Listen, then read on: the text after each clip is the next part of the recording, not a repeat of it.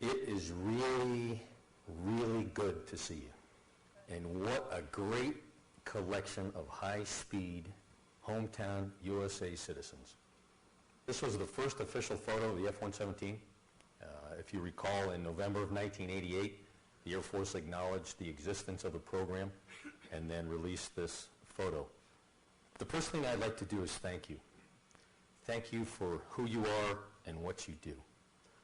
You are all, no matter what your form or nature of service, you are all serving as passionate, professional Americans. So I would like to thank you. You are all such a mighty and vital part of our warfighting capability and everyday peacetime service. You all know the emotions. You all know the intensity. You all know the professionalism. So thank you for who you are and what you do.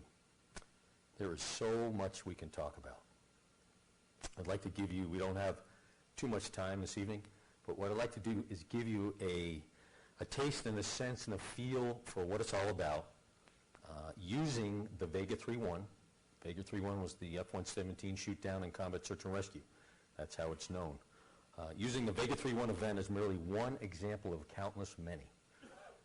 One example of what it's all about, and it's all about all of us. It's not about just the pilots. It's not about just the maintainers. It's not about just the active duty military. It's about citizens and all of us. The notes I'm going to use,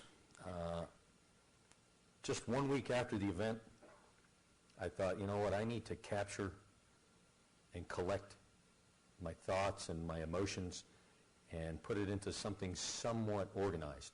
And I did that just a week after this event happened. And then about another week after that, and I'm glad I did, because a week after that, General Hawley, who was the commander of Air Combat Command at the time, asked me if I would be willing to go out and share and visit with his spring of 1999 Commanders Conference. And I was to be the mystery guest speaker at the end of the first day of the conference.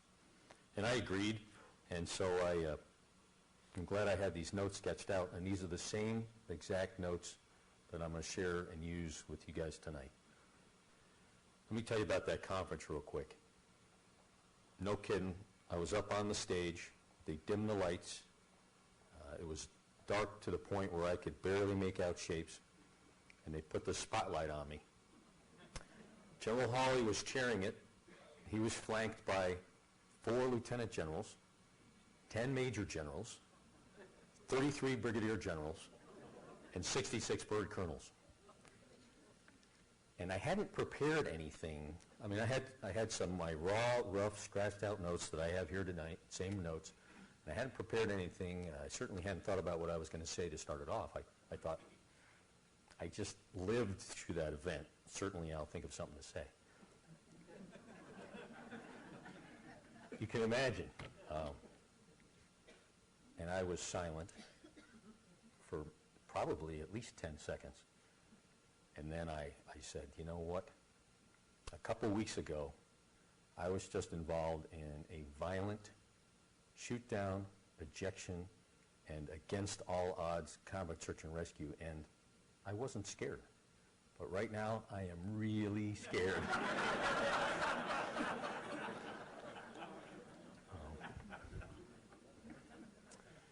I want to share a little book that with you that I have now. A number of years ago, I was invited by the Hill Air Force Base, CGOC, Company Grade Officers Council, to share and visit with them.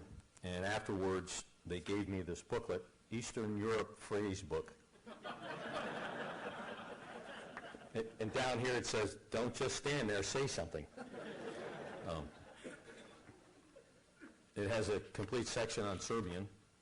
And they also wrote me this nifty little note, and they picked out some Serbian with its English translation, some samples they thought that I would need, and they said, sir, some useful phrases for the next time you're in the area.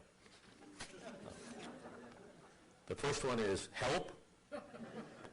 The next one is I'm from the USA. There's been an accident. I need a mechanic. I've lost my aeroplane. Is there a campsite nearby? Do you have a local map? Can I take photographs? And I'd like a one-way ticket. So, I now carry this with me everywhere. You never know. So, March 27th, 1999, the unthinkable, the unimaginable happened. An F-117 went down in combat. And if you kill that video right now and everybody promises not to tell anybody, I'll tell you how it really happened. Okay? It was just getting a little stuffy in the cockpit, and I needed some fresh air. Plus, you know, I had heard that there was really good per diem for Belgrade, so I wanted to get in on some of that. Give you a quick what we were doing and where we were in the war. This was the fourth night of Operation Allied Force, the air war in Yugoslavia, former Republic of Yugoslavia. I had flown on the first wave first night. I flew on the third night, and this is the fourth night now, my third sortie for that war. The weather was very bad, so bad that they canceled all the NATO attack missions.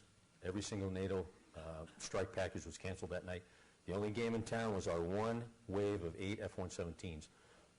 We had a second wave planned a little bit later on in the night, and then about 3.5 hours after our wave, we had a wave of B-2s. So the only guys in town were the LO guys, the low observable guys, for that night. Took off out of Abbiano Air Base in Italy. Flew across Slovenia. My grandmother, by the way, emigrated from Ljubljana right after World War I. We used to have a J in my name. It used to be Zelko. So I did a wing rock over the top of Ljubljana. Into Hungary, rejoined with the tankers, refueled. At my push time, I got topped off with fuel, dropped off the tanker, stealthed up, and made my way into Croatia. My route of flight was roughly the northern part of Yugoslavia, down along the Romanian border. I won't confirm or deny if I went into Romanian airspace. Then I turned a sharp right and went essentially from east to west across Belgrade. My target was downtown Belgrade, a very key command and control facility. Very, very important, deep strategic target, very heavily defended, as you can imagine. Coming off a target, I was successful, which was the good news. Turned out to be a very expensive target. About a minute and a half, turned up to the northwest, and that's when it happened. Rolled out. I sit with the seat all the way up, so the clearance between the top of my helmet and the canopy is only about a fist distance to start with. I like to look outside. I like to keep my situational awareness very, very, very high. So I actually acquired the missiles visually right after launch as they punched through a real low layer of clouds. I picked up 2 missiles. There might have been more. As soon as I saw those, and you know, I flew combat missions in the F-117 in Desert Storm, and so I had a lot of combat experience, and I saw a lot of SAM launches, surface-to-air missile launches. I saw an enormous amount of AAA, particularly in Desert Storm, but that was, of all the combat missions I had flown and all the times I'd been shot at, that was the first time I actually thought immediately, they've got me. They've got me. Tracked the first missile, went right over the top of me. I was really surprised it didn't proximity fuse, but it was close enough that it buffeted and rocked the aircraft. Reacquired the second missile, and I thought, it's going to run right into me. It sure felt like it. I don't know for sure if it proximity fused or exactly what happened, but it was extremely violent, as you can imagine. It slammed immediately the aircraft into an uncontrolled left roll, negative G tuck. I estimate, and meanwhile I'm still trying to fly the airplane, and there's nothing. I was in 7, if not more, negative Gs. And the guys at the Lockheed Skunk Works affirmed that with me and said probably more. even though I strap in very, very tight with that ejection seat, just one with that seat. I always take all of that very, very seriously.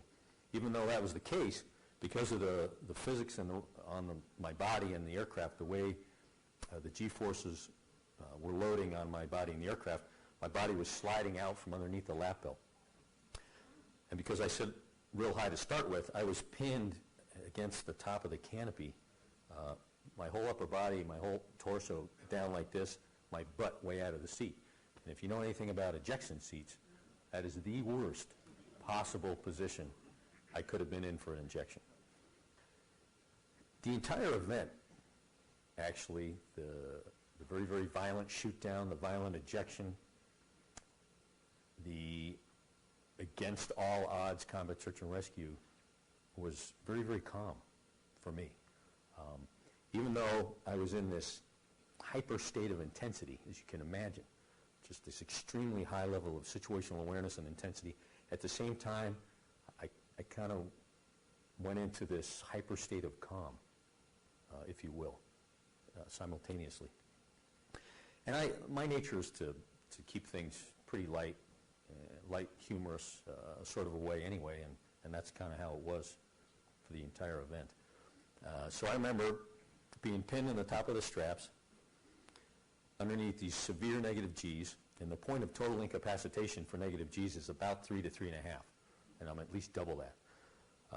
Straining, pushing against these Gs to get my hands down to the side handles for the ejection, and they're way down there now because I'm way up here.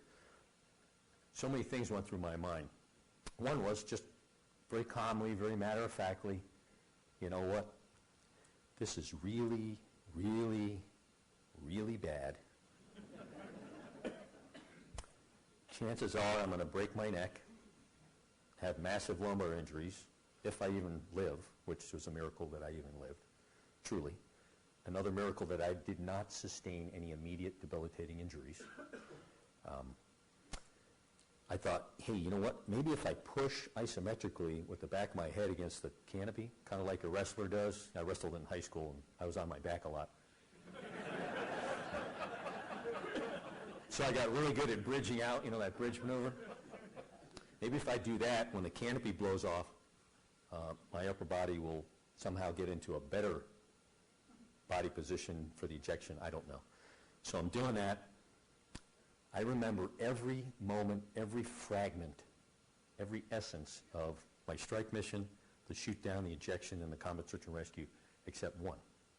There's one fragment I have no memory of. To this day, I cannot get a hold of it and hold on to it. And that's actually reaching the handles and pulling them. I remember thinking, this is bad, starting to strain to try to get a fingertip on the handles, and the next thing I remember is I'm in the seat, I'm out of the aircraft, and the cockpit is falling away from me.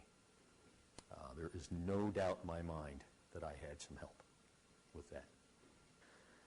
I'm in the seat, the seat is tumbling, very, very violent. I'm thinking, okay, how come I'm still in the seat? How come I'm still in the seat? A lot of thoughts going through my mind. I was deep into this phenomenon called temporal distortion. Many of you may have experienced this in your lives, you know, such as a really bad traumatic car accident, or you know, you get mugged or something like that. Just some traumatic incident where time slows down tremendously. Real time might be 5 seconds, but it seemed like it was 20 minutes, sort of a thing. A lot of thoughts going through my mind. Still in the seat, I remember thinking just a few sample thoughts. One of them was, in again, a real light, humorous sort of way, and I imagined myself kicking the dirt, saying, geez, isn't this inconvenient? You know, my mom is not going to be happy with me, and I might not be able to call my daughter tomorrow on her birthday. She was going to turn 10 years old. And I also remember imagining myself kind of at a lunch counter, standing next to the Serbian SAM operator who just shot me down, having a light conversation, saying, you know, really good shot. But you're not getting me. And it wasn't a cocky, arrogant, you're not getting me, sort of an attitude. But that's when I first remember, I'm still in the seat, first remember this enormous flood of determination flow over me. And it was a realization of, okay, they just got the ultimate aircraft, but I'm the ultimate prize. And I get to do everything possible to prevent them from getting the pilot. And I realized what was at stake. So it was a huge swell of determination that came over me. Still in the seat, I'm still in the seat. How come I'm still in the seat? And this is what it seemed like real time, the amount of time I'm taking to tell you. Maybe the seat's not working right. Maybe it's in mode 3, which if you're at a higher speed, high altitude, it takes a while before the seat kicks you out. I don't know. I put my hand on the emergency actuation lever. You can override the normal sequence, the automatic sequence, if you think it's malfunctioning. Activate that. That will manually blow your lap out open, and you can wiggle out of the seat and get your parachute out of the top of the seat and try to manually get yourself out of the ejection seat and get a full parachute. Now, better not pull that, because if the seat's working automatically and I pull that, it's really going to foul things up. 1 potato, 2 potato, 3 potato, 4 potato, boom! Kick me out, and then under canopy. To give you an idea, it turns out I was in mode 1 or mode 2. So from pulling handles to under a fully inflated parachute is 1.4 seconds, real time. It went from extreme violence to instant calm, like somebody flipped the switch.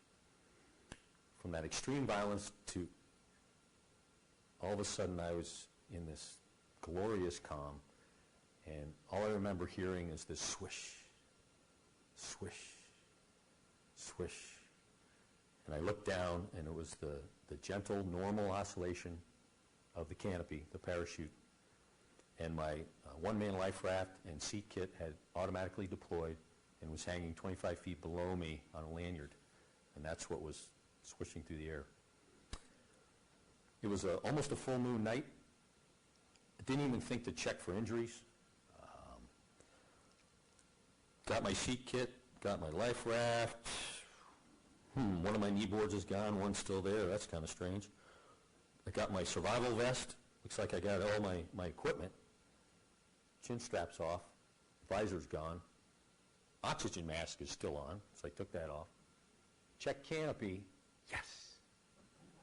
I could see it, in the almost full moon night, I could see it perfectly. No malfunctions, no streamers, no line overs, no Mae Wests, no blown panels. And my second thought was, you have got to be kidding me. An orange and white paneled parachute. Really. Glowing like a Chinese lantern, In our survival vest, we had a pocket down here that had 2 regular signal flares. Each one has a day end and a night end. The day end is smoke. If you pop that, the night end is a little flame. And I remember, again, in a light, casual, humorous sort of a way, I remember tapping that, actually, and thinking, well, geez, why don't I just get one of these out, too, and wave it around? A lot of thoughts went through my mind. We were not trained up until that point. Things have changed a little bit now, but all of our training was, hey, if you find yourself in that situation, don't do anything other than treat yourself, check for injuries, make sure you're okay, start to treat yourself for shock, maybe start to get a little orientation, but don't do anything until you're on the ground, secure your land site, find an initial hold-up site, get settled in your hold-up site, and then worry about getting on the radio and making contact. That just didn't seem right for me in my situation. I was well aware that we had an enormous amount of air breathing and non-air breathing national and international assets out there. But I thought, you know what? There's still a good chance nobody knows this just happened. I'm out here single ship, no wingman, not talking, I'm not squawking. I need to get this thing going. It was very, very important for me to immediately make good two-way contact with some friendlies. not only because I realized how critical time was in a combat search and rescue, but also I thought, you know what, I've got essentially a walkie-talkie, my radio. Very limited line of sight, no secure voice, no over-the-horizon capability. My best chance of getting comm with anybody is at altitude. And the third thing that went through my mind was there's a really good chance that as soon as I hit the ground, I'm going to immediately be captured. And it was important that I at least make initial contact with friendlies before that happened. So I got out my radio, less than a minute under canopy, and I started making Mayday calls. My call was, and I tried to speak very, very quickly. I'm normally a very slow and deliberate sort of a talker. Normally, actually, I'm not a talker at all. My mom is amazed that I share and visit with folks because she says to people, you know, in his first 18 years of life, we didn't get 3 words out of him in the entire 18 years. But I tried to talk quickly to minimize my time on the radio, trying to have as good of radio discipline as possible. So the call that I thought I would make is Mayday, Mayday, Mayday, Vega 3-1, I'm going down. And then I thought, you know, if I give them a little 10 or 12 second blast of my emergency locator transmitter, you know, that siren sounding thing, which I can do manually on my radio, then they'll put those together and think, hey, he's going down. He said he's going down, and he just gave us his ELT, which means he's probably not in the aircraft, so he's probably under canopy. So I wanted to build our guys' situational awareness without giving too much away to the Serbs, who I figured were listening to all this. I've got an 8-minute audio clip that I'm going to play for you next. This is actual audio from my Mayday call. Let me tell you a little bit about it so it means a little bit more to you as you're listening. The breathing that you hear is actually Vega 3-2. So this is another F-117 in the area, had turned on his cockpit recorder, and it's his recording from his cockpit. So you hear his breathing in his oxygen mask. You'll hear, look at my notes, you'll hear other transmissions on guard and the primary strike frequency that we were using. Sometimes you'll hear me say going down. Some of the other part of my radio call was just getting cut out. You'll hear the 10 to 15 second burst of emergency locator beacon. You'll hear magic. This was the call sign of the British AWACS that was out there. You'll also notice as you're listening that at first it appeared I was getting some good two-way comm with them, but it didn't happen. Interestingly, of all the assets out there, the only folks that I could get good two-way comm with was a KC-135 tanker, believe it or not, refueling a foreship of F-16s in Bosnia. Call sign Frank 36. At one point, it sounds like I'm getting a little excited and kind of shouting. What that was I wasn't sure if anybody was receiving my transmission, so I just raised my voice half of a notch. But actually, I mean, they're going to have the volume cranked up here, but this is about how quietly I was talking, just about like this on the radio. So even though limited line of sight, I was at altitude, it was pretty effective. But again, I wasn't able to establish good two-way comm until Frank 36, Mr. Johnny on the spot, answered up.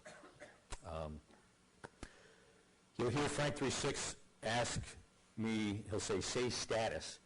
And I remember thinking, going down. That's all I could think of saying. It's what I've been telling you. You'll also hear him ask me for my last position in reference to the bullseye. A bullseye was a predetermined point out there. Only the friendlies knew it, that you could give your position off of, distance and range to sort of covertly tell somebody else where you were off of a bullseye point. And of course, I had no way of figuring that out. I wasn't in the aircraft anymore.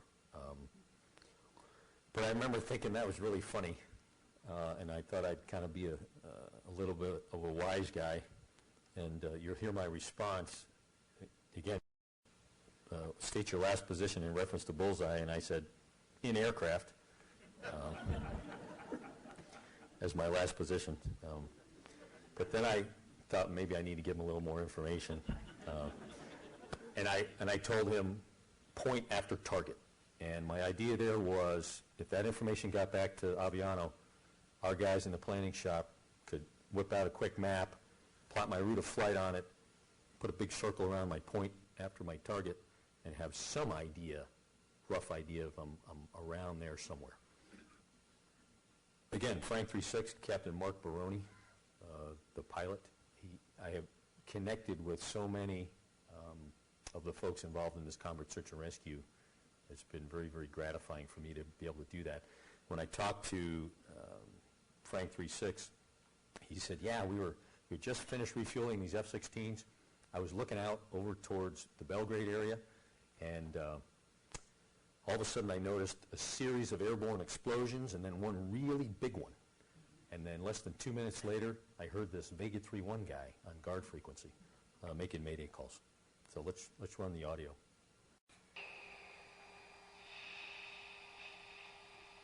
Mayday, mayday, mayday, Vega 3-1. Mayday, mayday, mayday, Vega 3-1. Turn it up. Vegas 3-1, Magic 8-6 on guard, go ahead. Roger, roger, out of the aircraft. Down. Oh, damn.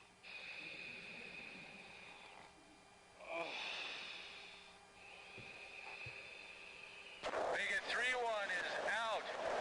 Beacon on now.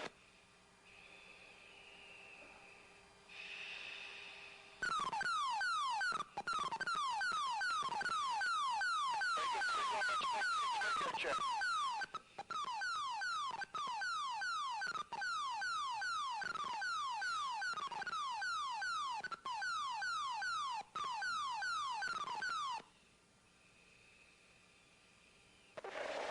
Magic, Vega 3-1.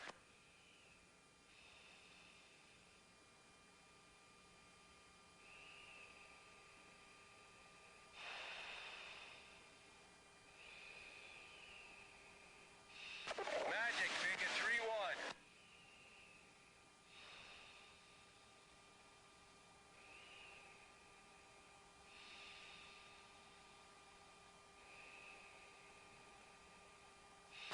Magic, Vega 3-1.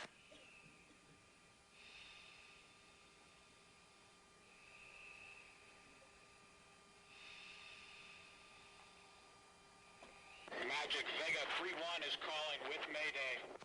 Vega 3-1, Magic copies your mayday, but you're weak. Magic, Can you relay? Vega 3-1. Vega 3-1, relay. Magic, Vega 3-1, sounds like he got out of the aircraft. Copy that, stand by, we believe he's two-way with Frank.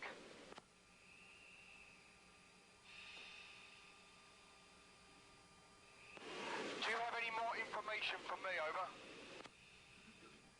Negative. Gotcha.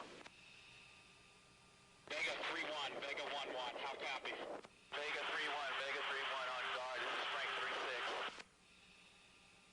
Vega 1 from 2-1, Vega 3-1 ejected.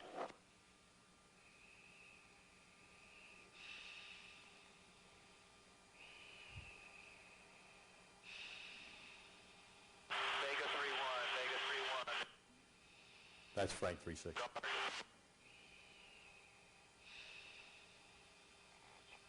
Vega 3-1, That was actually Aviano approach control. I was not ready to land. Vega 3-1,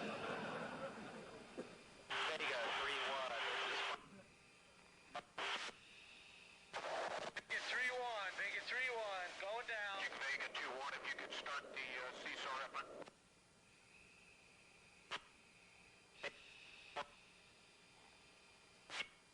CSAR is combat search and rescue. Vega 3 down, Vega 3-1 down. Magic copies.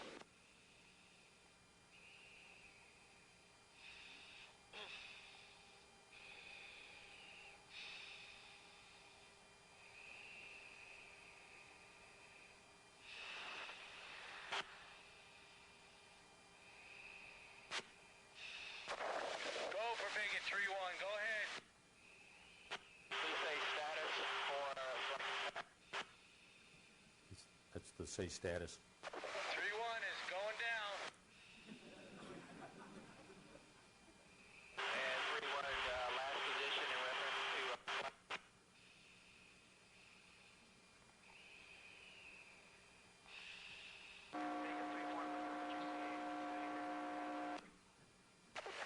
Vega 3-1, last position in aircraft was approximately a point after target. Gun 9-1, gun 9-2. Go. Drive Victor. And understand point after target for Vega 3-1. That's approximate. Roger, Vega 3-1.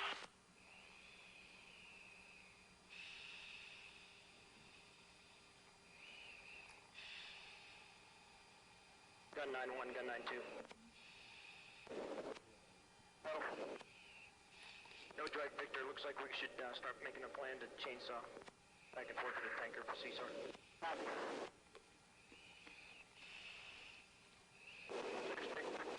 10-0. All right, 11-5, you guys go work now. Copy will work with Magic.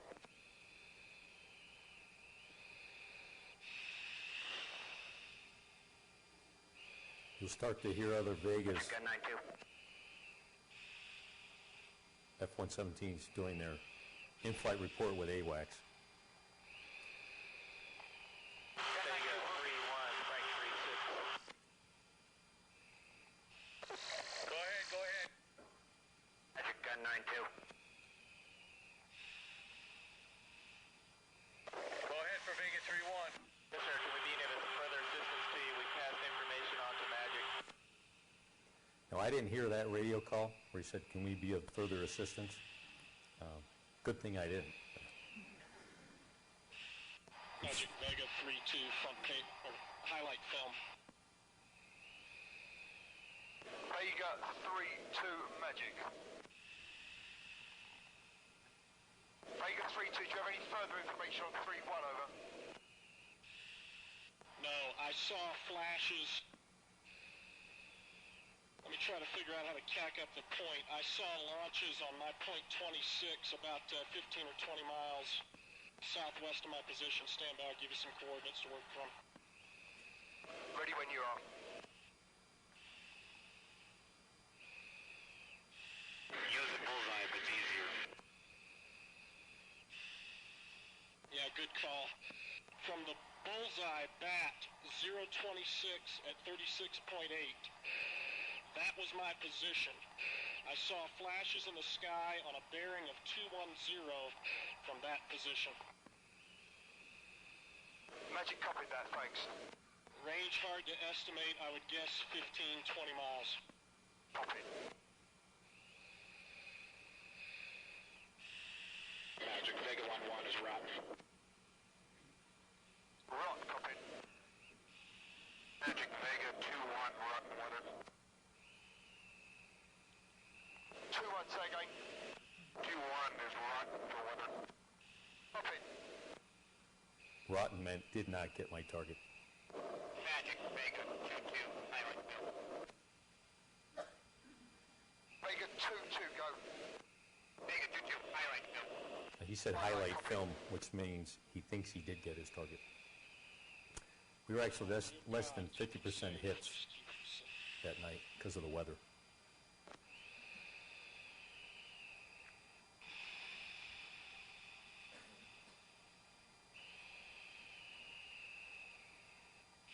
Dear Lord, please let him live. Just let him live. Magic Vega 1, how copy? That's good. We can stop the last point where I talked to Frank 3-6. At that point, I was satisfied that I had made good two-way contact, and I turned the radio off and I tucked it away and I got busy doing other stuff. There's Belgrade, the town of Ruma, and I was about maybe a mile south of this major four-lane highway. I had touched down about 50 yards west of a north-south running two-lane hardball that went into Ruma, and it connected with a town south of me. So I was about 3.5 miles south of Ruma, southeast, and then about a mile and a half north of the town of Bujanovic, which is roughly where the aircraft went down. So I was, where I came down, I was probably 1 to 2 miles at the most away from the wreckage, which was very, very close. I estimate I was well within the most concentrated area of their search activity, the Serbian search activity. This is a Serbian youth sitting in my ejection seat. What this photo is really good for is, I'm not sure if that's a Churchillian victory sign or what that is. But it's a good photo to give you the lay of the land. Even up at altitude, as far as I could see, it was open, flat farm fields. Very, very challenging for cover and concealment. Let me tell you something about my wife. My wife, she is still in wonder at how she could ever express her gratitude and her thanks to the Combat Search and Rescue team. To know my wife, you would never have thought there could have been a better day than her wedding day. I'll simply say that my wife tells folks, you know what? That was the worst day of my life, and then the best day of my life. Better even than my wedding day.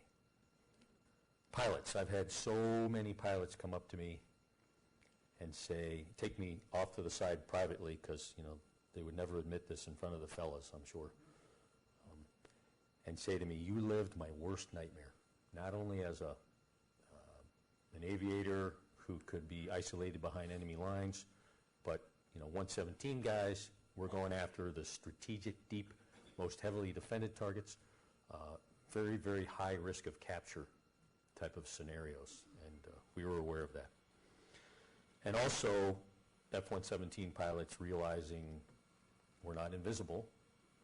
We know that. We're low observable, which means we do have vulnerabilities, we do have limitations. The Serbians, very capable, highly trained, very skilled, and extremely motivated warfighters. The Combat Search and Rescue assets. I have connected with so many of these folks who were involved in that CSAR, and these are highly trained, highly skilled, extremely experienced, seasoned warfighters, many of them with seasoned combat aviators. And they have all told me exactly the same thing, that CSAR was the most challenging, the most intense, the most physically, mentally, emotionally exhausting peacetime or wartime mission they had ever been involved in. Next slide. This is the only slide with words. Just to consider, the Combat Search and Rescue assets, which does include the survivor, is part of that team. Their role and responsibilities and training. How best to involve the media? That's always a tough one to know how to play out. In the enormity and magnitude of what was accomplished. During the repatriation, I remember so vividly the faces and the emotions of those I greeted on the ramp at Aviano as I jumped off that C-130. The sun hadn't been up very long, but everybody had been up all night with me. They all shared a very similar face, faces struggling to know how to be, a face combined with shock and deep concern, disturbed faces of uncertainty and disbelief, at the same time, faces of indescribable relief and pride. Reflect on the enormity and magnitude of what was accomplished. Not only did it deeply touch the families and all the warfighters and all the country, but think how far-reaching and deep-reaching this successful CSAR was for the entire operation and for the future of personnel recovery. It took me probably a little over 2 days to finally make my way back to my room, my lodging room at Aviano. Got there, I was dropped off, and I was told, okay, you can probably grab a shower and a couple-hour nap, but somewhere in this window here, President Clinton's going to call you. I couldn't sleep anyway. I took a long, long shower, took off my boots, left them right there at the entrance of the door. When I got out of the shower, I was still in this very high level of intensity, still evading. And I looked at those boots and I laughed and I thought, you know, I'm not going to touch those until I get a camera. And so a few days later, I went to the BX at Aviano and bought one of those disposable jobs and took a photo of it, still with all the Serbian soil clinging to the sides and the bottoms. But what I'd like to point out here is I think it's getting a little ridiculous what an airman has to go through these days to get a new pair of boots. You know, for years I have been trying to get a new pair of boots. And it was the obvious trauma to these old leathers that finally convinced them I could have a new pair, and that's what I've been wearing since, right here. Holloman has these boots, by the way. I gave them to the Holloman History Office. The overall attitude these days regarding the media seems to be that the natural and expected course of things is to immediately go before the media and tell it all. Well, I wasn't comfortable with that. And I have always avoided public recognition and notoriety. It's just not my way to do otherwise. My nature is to be a quiet professional. Some of the other reasons for my not going public with names and personal identities, safety and security of individuals were at stake. This was only the fourth night of the war. I didn't want the personal media attention and recognition and celebrity because the notoriety needed to be for everyone, not just for me. And I didn't want individual personal attention and recognition to take away from the most important focus. The focus needed to be on everyone and on the enormous amount of work still to be done. Again, this story is not about me, it's about all of us. This is some of the crew of Gator 07, the call sign of the MH-60 that actually landed and snatched me up. You've got the co-pilot on the far left, Matt Glover. He was a 1994 Air Force Academy graduate who I knew when I was an air officer commanding at the Air Force Academy. He wasn't in my squadron, but I knew him very well because he was the squadron commander of a cadet summer training program, basic cadet training, and I was involved with that and got to know him very, very well. Matt and I didn't have any contact after he graduated from the academy until 5 years later when he came to save me.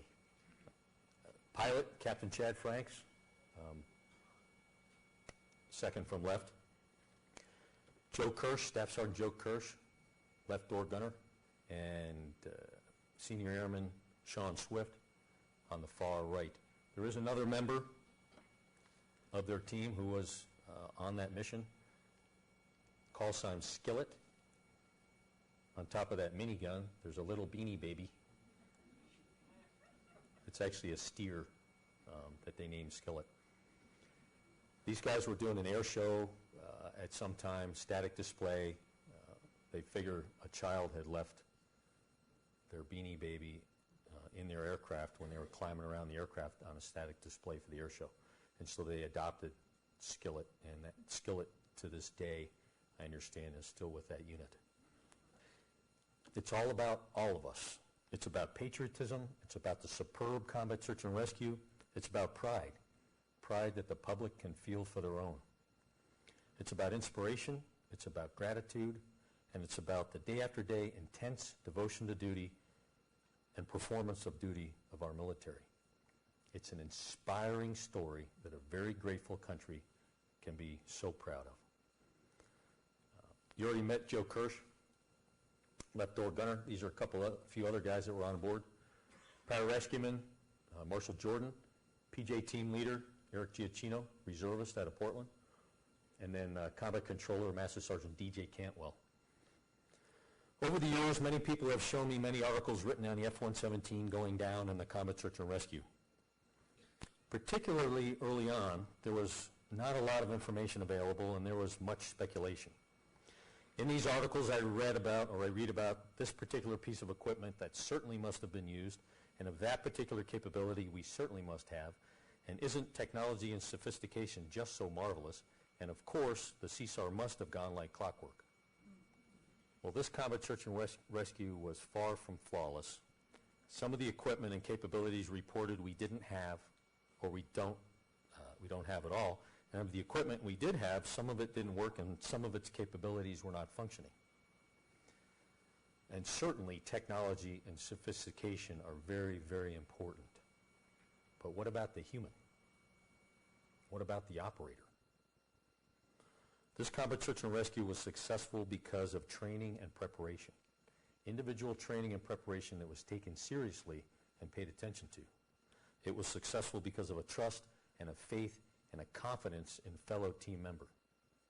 It was successful because of fierce determination and drive, unfaltering discipline, and extraordinary situational awareness and airmanship. This combat search and rescue was successful because of, in spite of the enormous risks and confusions and danger and complexity and uncertainty and hostility, there was a great deal of calm and presence of mind, sound and sensible moment-by-moment decision-making. There was a lot of innovation and improvisation, and there was a whole lot of guts. This is the crew of Ogre 01. This was the MC-130 Combat Shadow. These guys were involved in the CSAR refueling the helicopters at night on the Serbian border at 500 feet, if you can even imagine. These guys also were the ones who, after the exfiltration, we landed in Bosnia in Tuzla, transloaded me to the C-130, and they flew me on the 2-hour flight back to Aviano. Training and preparation. To me, this is all about motivation and determination. Without that individual motivation and determination, the training and preparation is not going to do you a whole lot of good. In this scenario, there was not the luxury of time. There was no time to think about it. There was no time to consider it. There was no time to reference the owner's manual. There was no time for uncertainty about what to do or how to do it. This event started very suddenly, very unexpectedly, that an F-117 would go down, and very violently, and for the next near 8 hours, until we were relatively safe, which was helicopters about 5 minutes out of Tuzla. There was no time for hesitation. There was no time to flinch. This combat search and rescue assets, God bless them all. Let me give you just a taste of some of the assets involved. Here's some of the airborne folks. AWACS, British and a NATO AWACS, ABCCC, Airborne Command and Control Platform. We had 4 airborne ISR, intelligence, surveillance and reconnaissance platforms. We had the Rivet Joint, Compass Call, U-2, and Joint Stars. We had F-16 CJs. The 4-ship of CJs that was airborne that night ended up having to roll and switch instantly their whole mission to now be the initial on-scene commander, which they had no training in, for the combat search and rescue, and they were magnificent. We had Italian Tornadoes. We had F-16Cs, or F-15Cs. We had tankers, plus Frank 36. We had an AC-130 gunship, got airborne but did not actually execute. We had A-10 Sandys. The Sandy mission, for those not familiar, is the Rescue Mission Commander Rescue Escort mission for combat search and rescue. We had helicopters. We had the MC-130. We had Marine EA-6 Prowlers. Some of the folks, just a taste of the folks on the ground. We had the Electronic Combat Cell at Aviano. We had the Joint Forces Air Component Commander, the Personnel Recovery Coordination Center. We had the Combined Air Operations Center. We had the Joint Special Ops Task Force Noble Anvil involved. And directly involved as combat search and rescue team members, we had SEER specialists.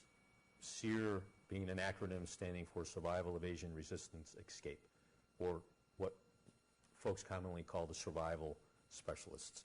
We had the SEER specialists represented by my training, my initial combat survival training, and my only combat survival training that I had at the Air Force Academy in the summer of 1978, 21 years before. We also had, as combat search and rescue team members, our squadron life support shop, represented by my refresher training, by all of my survival and evasion equipment that I had on me, We had the Holloman Wing egress shop, part of that combat search and rescue team, represented by my egress system, my ejection system. We had squadron intel folks, represented by my refresher training, by my evasion plan of action preparation, by my preparation of my individual personal information that was crucial for the success of this combat search and rescue, which we used repeatedly for authentication. Responsible for so many other things as well, our squadron intel. We had the survival equipment shop, or what we used to call the fabrication shop. Felix, by the way, is the professional who made it possible for the rest of the CSAR folks to have something to do that night. Felix is who packed my parachute. And we had the survivor, or the evader, as part of that team. This is a photo of the fourth ship of F-16 CJs. I won't tell you their real names because, you know, fighter pilots, they like those call signs. So I'll just tell you this is Cujo, Duke, Fish, and Meat. Reflect for a moment on an extract that I took from an article written by James Pinkerton, November 10th, 1999. The title of the article was "The Right History Because of the Right Leaders." There are moments in history when events themselves are soft, when a single pair of hands can shape them to flow in one direction, while another pair of hands might push outcomes the opposite way. There were so many pairs of hands shaping and influencing that night in just the right way. Warfighting is so fluid, it's moment by moment. The Combat Search and Rescue Task Force's objective was the downed pilot, the survivor, the evader. The survivor is part of the team and can have an enormous impact on the success or failure of the CSAR, or can make no contribution at all. This survivor's objective was to be the best survivor possible, which starts with motivation and training. The initial SEER training and periodic life support and refresher cannot provide the step-by-step solutions to every survival and evasion and CSAR situation. There's just too many possibilities. There's too many combinations. But if that training and preparation is taken seriously and paid attention to, the motivation part on the individual's part, it provides a tremendous foundation of skills, considerations, and equipment familiarity. It gives an experience of how to think and what to do, even if it was 21 years ago. An integrated and well-rehearsed search and rescue capability is such an important part of our wartime capability and day-to-day peacetime service. This is A1C, Airman First Class Bart Ramsey. I just jumped off the C-130 on the ramp at Aviano. This was the crew chief for tail number 806. I'd just like to point out that I think this is the ultimate in professionalism. Such a salute, such a welcoming home, and I didn't even bring back his jet. Yeah, I will point out someone else here because I'm going to talk about her a little bit later. A1C Christine Foley, just to the right of Bart, was our intel specialist. Fantastic professional, again responsible for so many things that came in very, very handy that night. Two powerful sources of determination for me, calling on my own ferocious sense of duty and service, internal will and drive, what we all, as passionate patriots and citizens, share in common. We all have that. First, the knowledge that I was the CSAR objective, and with strong consideration of the dynamics in this particular and unique circumstance, I knew they were depending on me. And if I didn't survive and evade and do everything possible to not compromise their safety and their mission, I knew the objective would not be met. Powerful source of determination for me to keep that perspective in mind. And the other source of determination was, as I've already mentioned, an immediate understanding of what was at stake if the objective was not met, if the survivor was captured. You may recall CNN and the Serbian villagers dancing on the wreckage of the F-117. The downing of an F-117 was highly significant to the former Republic of Yugoslavia, but Vega 3-1 would have been the ultimate prize. Allowing the Serbs to have a senior officer F-117 pilot to parade around in front of the world like a trophy would have changed the whole feeling, the whole attitude, the whole complexion for everyone. Imagine the boundless and the vast propaganda and exploitation potential of having a stealth warfighter. That night, the Combat Search and Rescue denied the Serbs what they were so desperate at all costs to have. And in doing so, it gave us all pause to reevaluate our individual and organizational levels of preparation and focus, and it gave us all an inspiration, an assurance, and a comfort that no matter what the risks, no matter how deep, if one of our own goes down, everything and then some will be done to get them home safe. That's A1C Katrina Cotterer. She was my targeteer that night. She had planned my target that evening. The night before, she had given me an American flag of hers. She wanted me to fly it for her, which is not unusual for folks to give us stuff to bring with us in the cockpit to fly on a combat mission. You know, I've had so many people come up to me and say, why did you still have that flag? How did you possibly still have that flag? And I respond very matter-of-factly, you know, there was no way I was leaving that flag in the cockpit. I brought it out to the aircraft in my helmet bag. When I got all strapped in just before I went off the taxi, I took that flag out of my helmet bag and I unzipped all my layers and I stuffed it underneath my T-shirt right on top of my heart, and that's where it stayed until I spotted her on the ramp at Aviano, and I was able to give that back to her. We all knew what was at stake. We all, what it would have meant if I could not bring back that flag. I gave it to Katrina, but we, all of us, brought it back for everyone. You all are the reason I was able to bring it back. I'm going to show a video. This is some raw video that was taken by Air Force News and some other folks on the ramp at Aviano as I jumped off that MC-130. Before I run that, I want to thank you again. Thank you for your passion for service and citizenship. Thank you for your intensity. Thank you for your devotion. Thank you for your determination. Thank you for your passion for who you are and what you do. This passion is something that we so desperately need. So hold on to it very, very tightly and never let it go, because at any moment, a great deal may be at stake. And at any moment, a great many may be depending on you. Let me tell you about the video, just so it hopefully will mean a little bit more to you. When we got to Tuzla, the helicopter landed maybe 100 yards from the hospital there. I'm pretty sure the folks in that hospital were not aware what had just happened and what was going on and who we were.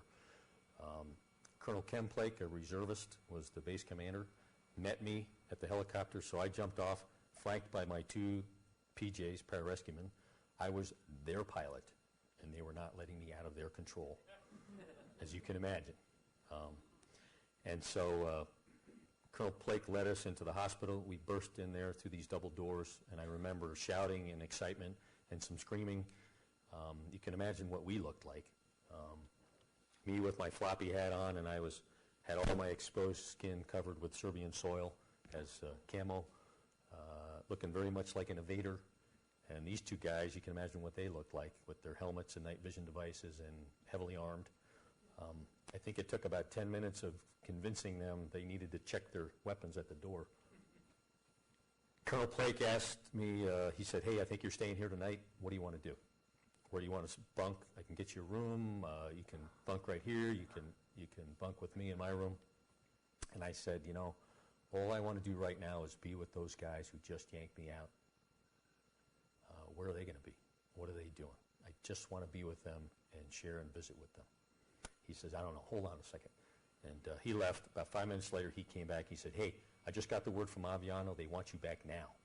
So I had just enough time to use the latrine, freshen up a little bit, get most of the Serbian soil off my face. Stuffed all my gear in a big lawn and leaf bag, I think it was. Colonel Plake, Bird Colonel, carried that out to the Humvee for me.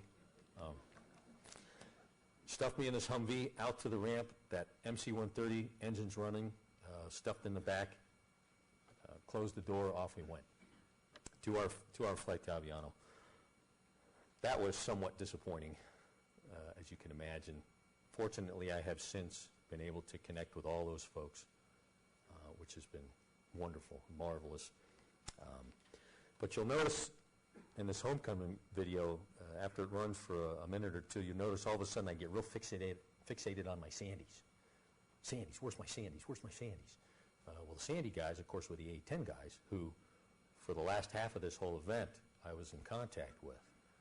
It was very, very nice and comforting and reassuring. And although I never gave up hope, absolutely never gave up hope, honestly, I realistically thought, I really don't think I'm going to get rescued. I need to be very prepared for capture and anything that happened there. But it was all of a sudden on the ramp at Aviano, it was very important for me to connect with my Sandies. And I didn't want a repeat of Tuzla, where all of a sudden I was whisked away again somewhere and I wasn't able to visit with those guys. Turns out they were just finishing their debrief and were on their way out to the ramp because they were stationed at Aviano at the time. Of course, it was tremendous to see everybody else at Aviano as well. You'll see an Air Force news guy following me around with a microphone saying, "How does it feel to be home? How does it feel to be home?"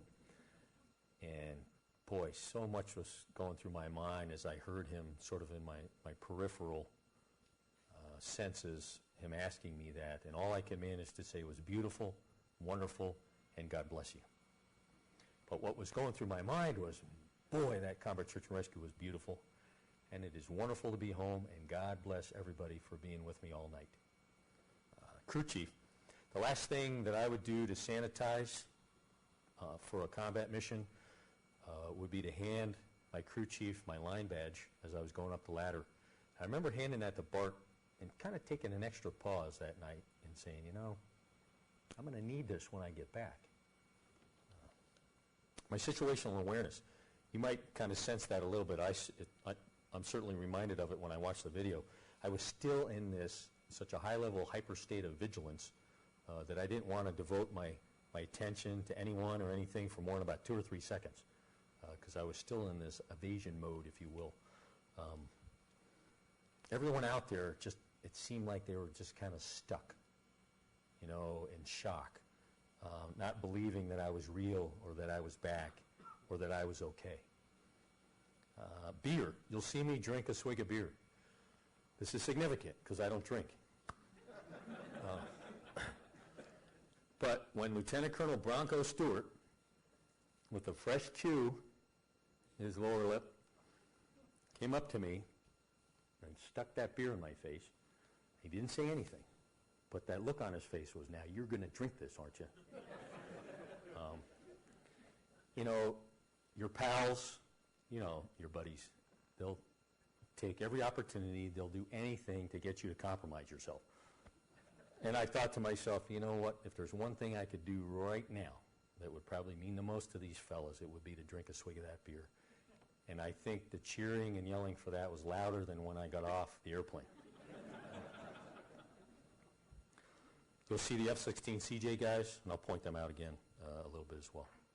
Okay, let's roll.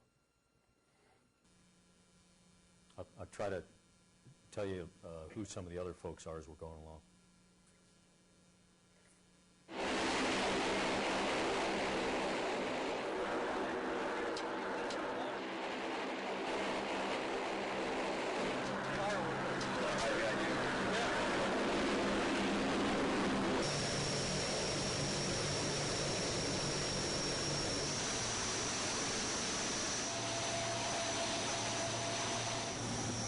General Dan Lee, the wing commander of Aviano.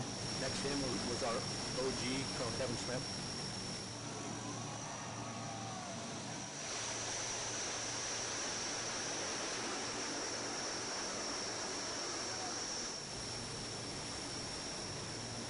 OG. Anyone see Nick Fay, our ops specialist? That was our squadron commander. Beautiful, wonderful. God bless you. Squadron operations officer, Woody Hayes. There's Christine.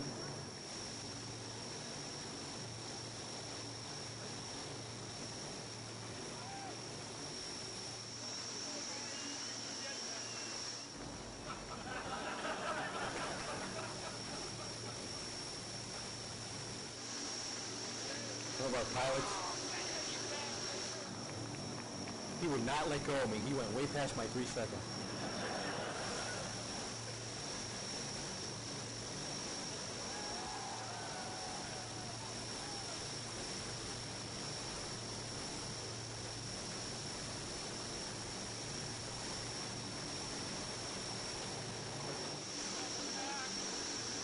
Captain Aaron Prukas, our intel officer.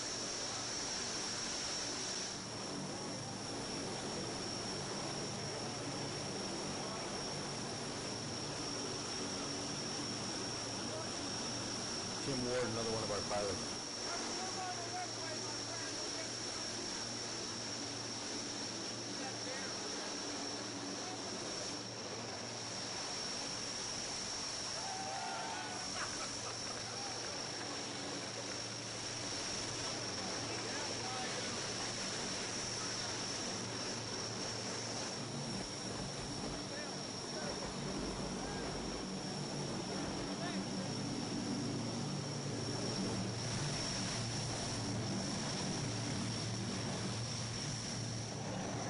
That was Cujo, the F-16 CJ lead. This guy's ended up being airborne 9 hours. Who's Sandy? Sandy?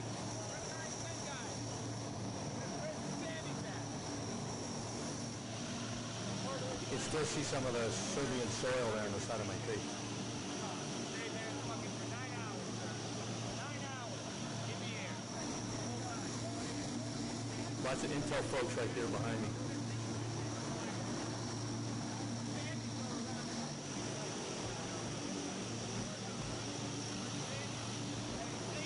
Staff Sergeant Luis Ferrer, our computer specialist.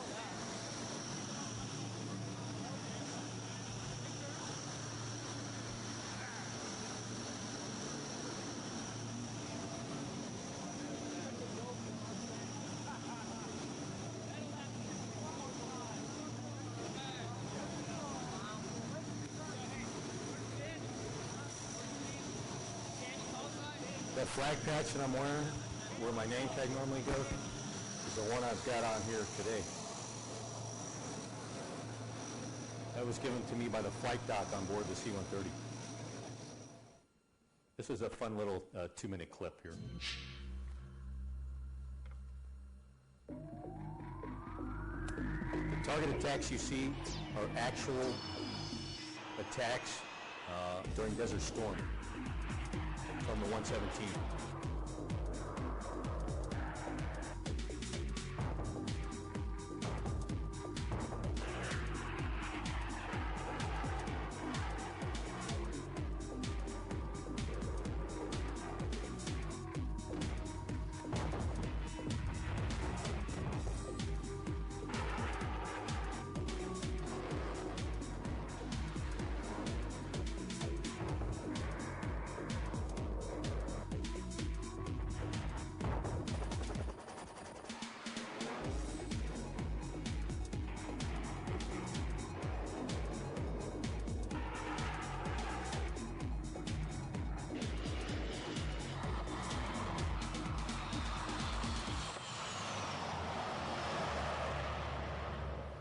That's good.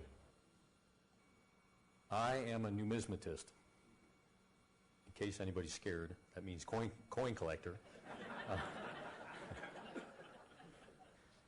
I've had this affliction since I was 9. I'm going to tell you a statement. Here it is. My favorite coin is the winged Liberty Cap dime, commonly known as the Mercury dime, minted from 1916 to 1945. That statement has great significance related to the Vega 3-1 event. That was one of my personal statements that we used to precisely, confidently, covertly, and repeatedly authenticate during the Vega 3-1 scenario. And without that ability, that CSAR would never have happened. I always carry a Mercury dime with me, always. Every combat mission I've flown, everywhere I go downtown in blue jeans for dinner, I've got one in my pocket.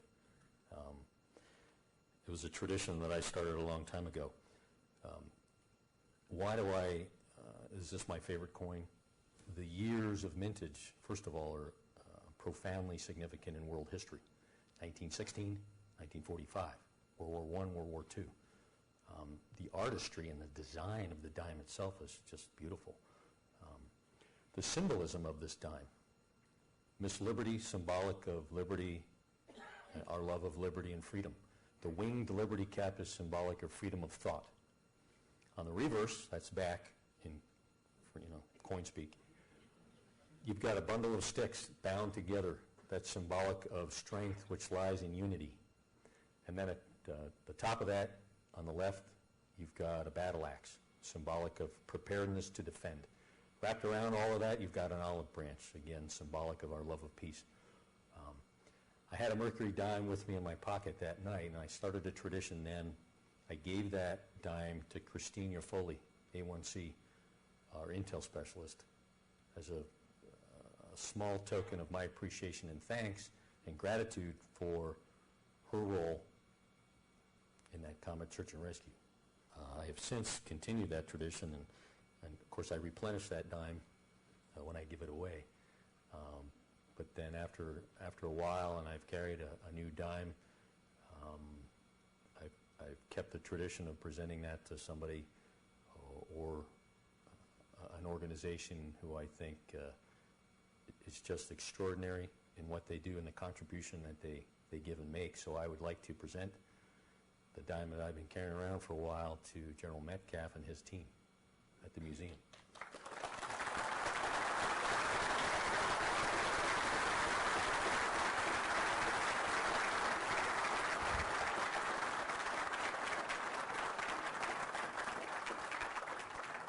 Not 10 cents. Not enough for a cup of coffee, so I guess I got to keep it. That's right. That's right. Thank you. You betcha. You know, as you talk tonight, and I know there are many aspects of this whole mission that you can't talk about, but I think they need an appreciation of how close it really was. That for the period of time you're on the ground, a lot of people were very busy to make it work, but you might share with them that how close the bad guys were, and if that helicopter had to go around even, probably wouldn't have worked. So I think they would be very interested in that. Okay, great. And I know we're going to, I'm not sure how we are on time, but I know we're going to do questions and answers. They haven't left. Okay. I already gave my money away. Very, very early into the event, where I was in my initial hold-up site, which turned out to be where I stayed. You know, there were so many thoughts that went through my mind and scenarios that I was playing out in my mind and considering. But it ended up throughout that night that really the best course of action was to stay in my initial hold-up site. I landed, as I mentioned, 50 yards west of a fairly well-traveled north-south running hardball between Ruma and Bujanovic, which were about 5 miles apart. So I was maybe a mile and a half north of Bujanovic. That was my land site. I was actually very, very successful in crabbing and steering into the wind to get myself to land in an area less bad than other areas that I was being drifted and forced into if I hadn't aggressively steered and crabbed. So I took a lot of actions. very, very aggressive, deliberate actions. Where I came down, again, I was amazed that nobody saw me. I thought, well, certainly these people just saw this, and they're heading for Ruma right now to make a phone call to Belgrade. So I had to get out of that land site very, very quickly. So I secured that. We don't have time tonight for me to tell you all my actions and what was going on. Secured that and made my way to an initial holdup site that I actually had picked out coming down under canopy, which was maybe 200-300 yards from that T intersection. Within an hour of me being in my hold-up site, the activity in that whole area, objective area, was very obvious that it was search activity. It was a massive manhunt. They energized all Army, all military, all police, and all villagers in the entire region to find me at all costs. And that's what we were up against. The Comet Search and Rescue itself, from a CSAR perspective, actually took quite a long time.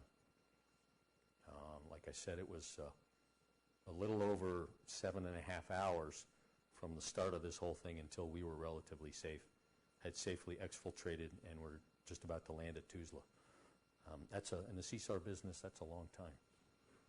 If that pickup hadn't happened when it did at that exact moment, I probably was about 15 minutes away from capture. It really is a miracle that we pulled that off. But as I mentioned already, the human, the operator, simply remarkable. There was search dog activity in the area. I actually had a visitor. I can tell you about my visitor. It was probably 3.5 hours into the event itself. I was in my hold-up site, and what I had established for myself was, so I'm in the hold-up site, which I haven't described yet, is a shallow irrigation ditch separating two sections of freshly plowed farm field running north-south. It was just deep. It was very, very shallow sloping embankments, and it was just deep enough that I could squeeze down in there and really crunch down and get my head below line of sight of the horizon. And I tried to keep that as much as possible, of course, unless I was active, such as inventorying my equipment, checking in on the radio, taking tactical peeks to keep my situational awareness up as far as the activity in the objective area itself. I had my floppy hat on, all camoed up with the Serbian soil, and so I thought, you know what, right after ejection, I switched my whole mindset and attitude from cozy pilot in a cockpit to now I got to be a high-speed, covert, special ops, special tactics, low signature kind of guy in the ground. And again, I changed my whole attitude towards that. But that's how I have to be. Absolutely minimizing movement, sound, anything that could compromise my position. So unless I was active with something, which included using the latrine, I decided, you know what, I should be hugging the eastern slope of this shallow irrigation ditch, facing roughly north, motionless, kind of spread out, trying not to look like a man shape, head below line of sight of the horizon. Fortunately, that's the position I was in